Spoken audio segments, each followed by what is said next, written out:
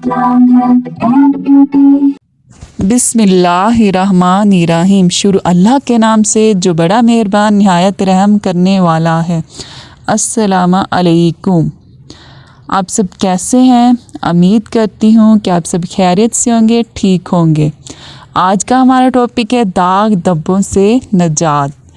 बहुत से लोगों को बेरौनक जल्द और चेहरे पर दाने निकलने का मसला दरपेश होता है और महंगे इलाज कराने से भी इन्हें अफाका नहीं होता।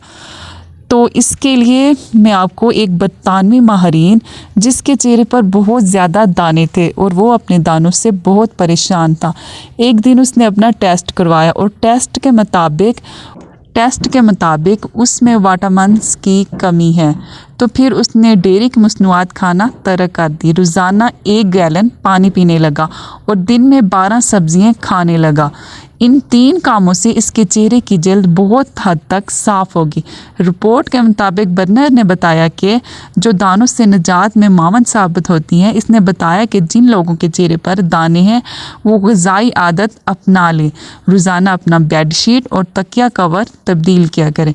कभी अपने चेहरे के दानों को हाथ ना लगाएं, क्योंकि चेहरे के दानों को हाथ लगाने से दानों में इजाफा होता है और हमारे जो चेहरे के दाने होते हैं उसके जरासीम और बढ़ते जाते हैं और हमारे चेहरे पे दाने और ज़्यादा बढ़ते जाते हैं। और रोज़ाना वर्जिश के बाद फ़ौरन नहा लिया करें। ये काम करने से कुछ ही अरसे में मुतासरा शख्स के चेहरे को जल्द बिल्कुल साफ़ हो जाएगी। और सब्ज़ियों में क्या होता है कि सब्ज़ियों में बहुत ज़्यादा विटामिन्स पाए जाते हैं।